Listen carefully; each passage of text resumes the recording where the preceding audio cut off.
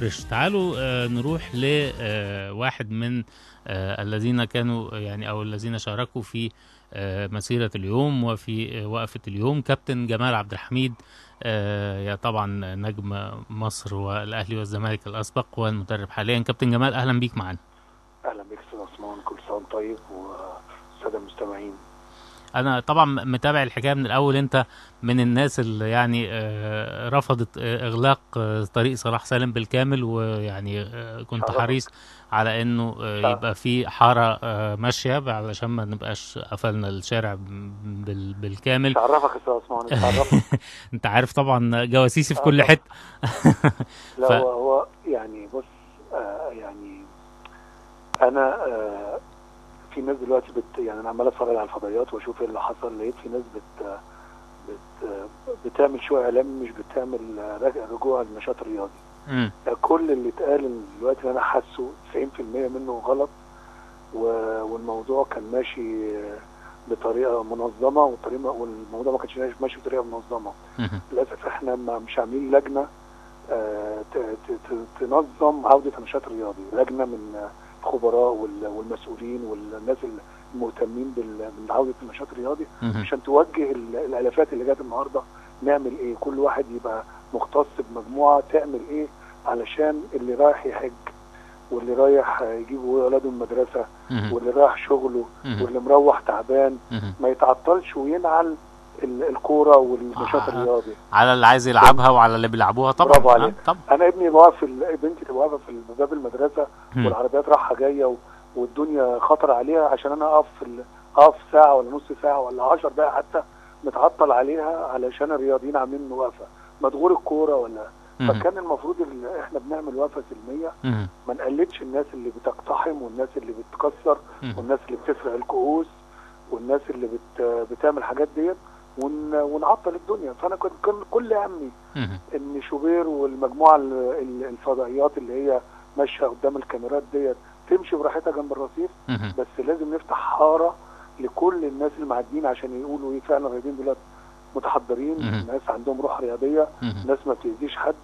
النهارده حضرتك يا استاذ عثمان لو شفت اللعيبه بتوع الدرجه الثانيه والثالثه والرابعه مغلولين قد ايه، اي حد يندس فيهم او اي واحد سايق عربيه يقول كلمه غلط كان ممكن عربيته تتحرق من كتر الغل اللي جواهم، من كتر الكبت اللي هم عايشينه. مفيش فلوس، فكان لازم حد يهدي، كان لازم حد يوعي، كان لازم حد ينظم. فكنت انا قايم بالدور ده، ولكن للاسف كل الرؤوس ما كانوش عايزين كده للاسف. فانا انسحبت، لان انا حتى الاولاد الصغيرين ولادي اللي بمرنهم في الزمالك في الاولمبي في سوهاج ما بقوش يسمعوا الكلام، مش عايزين يقطعوا الطريق.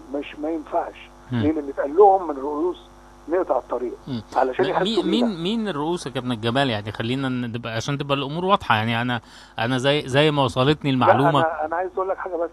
اللي بتقول لهم ان لازم يحسوا بينا، مين اللي يحسوا بينا؟ اللي يحسوا بينا الراجل اللي واقف بعربيته هو ومراته واولاده، او واحد مروح بيته او كده، اللي يحس بينا؟ ولا اللي يحس بينا اللي هم ضدنا اللي هم الالتراس يحسوا بينا؟ فاحنا عايزين نكتر عشان نقول الالتراس احنا اهو 4 مليون 3 مليون، ممكن ننزل التحرير ونعرفكم ان احنا كتار وان احنا هنمشي النشاط بمزاجنا مش بمزاجكم انتوا مش الناس ديت. فكان كل كلمه مع الناس دي ذنبها ايه؟ ففي ناس استجابت كتير جدا وفي ناس ما استجابتش. فالحمد لله رب العالمين قدرنا نفتح حاره واحده والحمد لله الناس عدت بسلام. هو يمكن كان اكتر المتشددين في الحكايه دي الاخبار اللي عندنا برضو بتقول ايمن عبد العزيز. وايمن يعني انا لو قلت ابوس راسه ابوس راسه. ليه؟ ايمن مش محتاج، ايمن يصرف علينا كلنا، ولكن نزل عشان الدرجه الثانيه والثالثه والرابعه، خلي بالك. فمحروق جدا عشان الناس اللي عشان زمايله، مش محروق عشان نفسه. ايمن الحمد لله ربنا مديله احترافه وكان معاه فلوس ومعاه فلوس تصرف على الدرجه الثانيه كلها. انما هو كان مشدود عشان الناس دي، فعايز يوري الناس، يوصل رساله للناس كلها، للحكومه وللبلد وللالترس، ان احنا نقدر نوقف ونقدر نروح نمنع الفيرست سانشاين تنزل، ونقدر نخلي الترجي ما يجيش مصر حتى نقفل المطار. ايمن كان عنده رساله يعمل كده.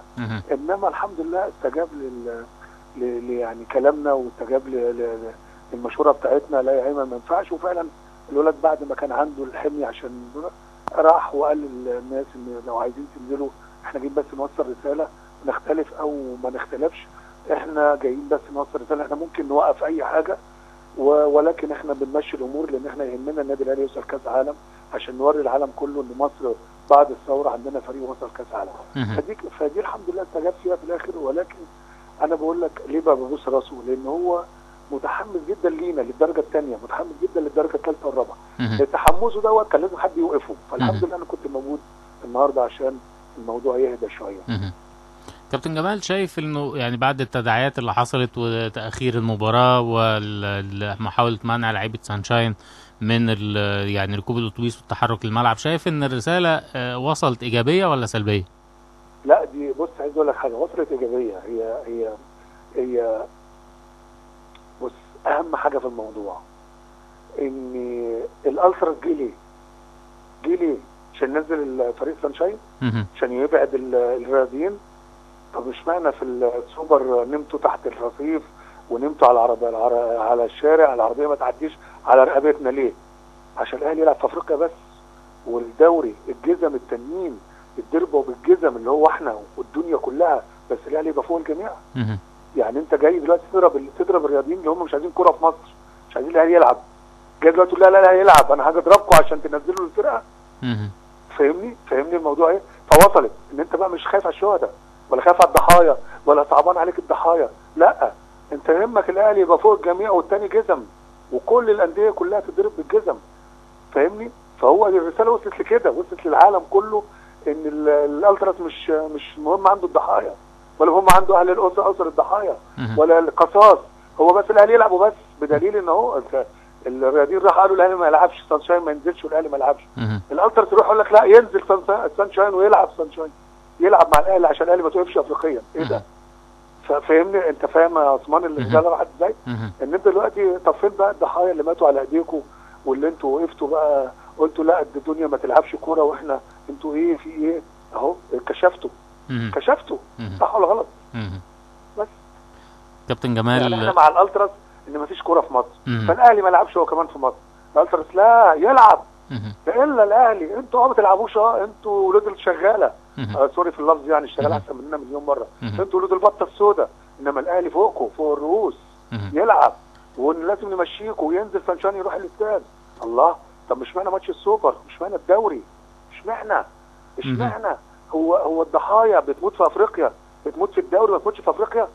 الضحايا دولت ما نزعلش عليهم في افريقيا ونزعل عليهم في الدوري، نزعل عليهم في النشاط الرياضي، نزعل عليهم في الناشئين بتوع الانديه ما بيلعبوش، نزعل ايه ذنب الانديه بتاع الدوري ممتاز وقف؟ طب كابتن جمال، اذا ما رجعش النشاط واستمر الوضع على ما هو عليه، يعني انا كنت سامع النهارده برضو في لقاءات مع بعض المشاركين، يعني اسامه نبيه مثلا على سبيل المثال بيقول انه لو لم يعود النشاط هيبقى لنا اجراءات تصعيديه. معرفش هل في تصور الاجراءات التصعيديه دي ولا دي مساله هتقعدوا تتكلموا فيها بعد كده؟ هو ده كلام، احنا ما نعرفش نصعد ازاي، احنا رياضيين ونتحلى بالروح الرياضيه يا عثمان، انما احنا ما نعرفش نصعد ازاي. يعني انا مثلا هيبقى اعتصام واعتصام مش هناكل فعلا، هنقعد باليوم واليومين والثلاثه، انا كده ما بناكلش. يعني مش بتكلم عن نفسي، انا بتكلم على كل الرياضيين اللي هم يعني دلوقتي ما بقاش عندهم قوت يومهم، يعني ما بقاش عندهم،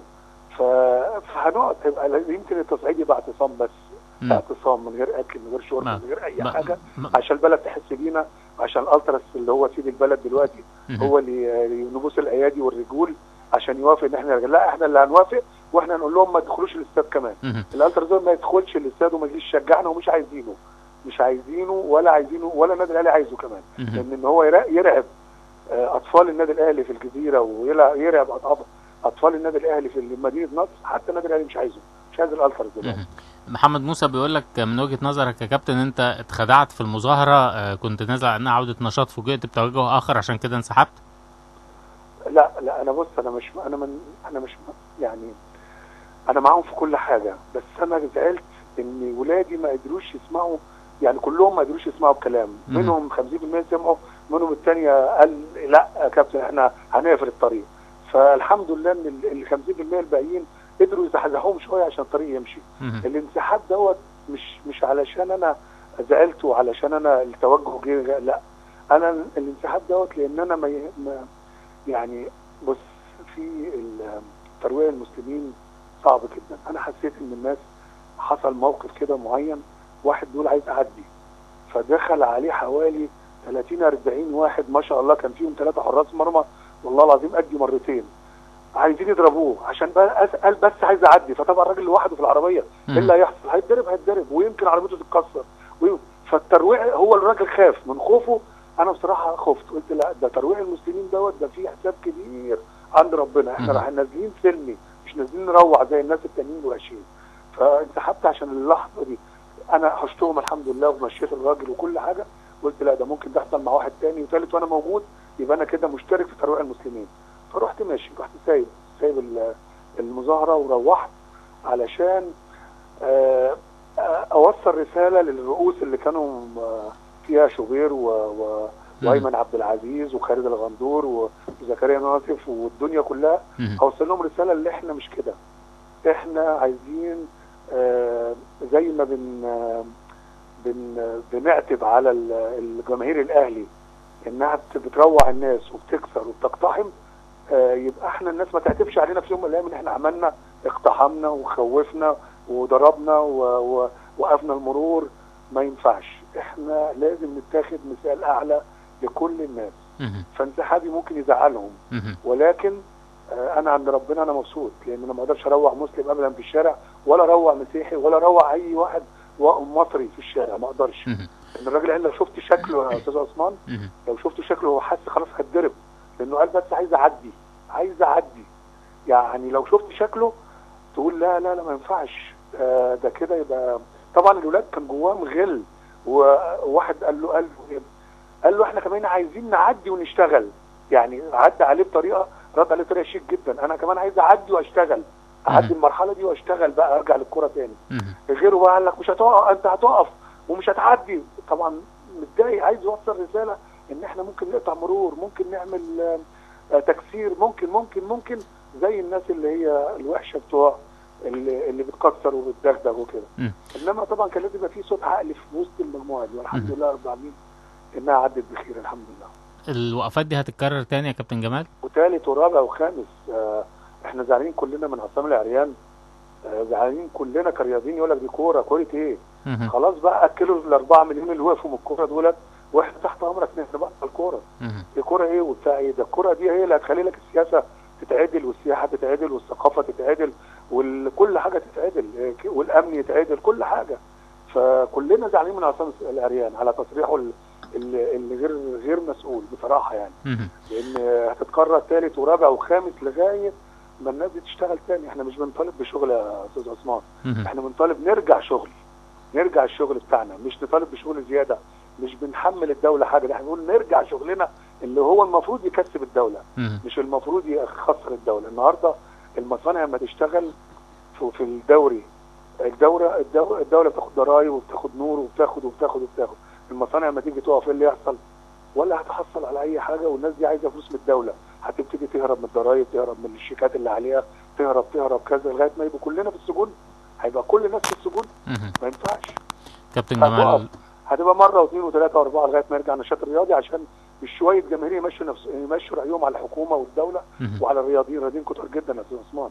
احنا لو قلنا تعالوا مليون واحد النهارده، هيجي 1,000,000 واحد بعد الوقفه بتاعت النهارده.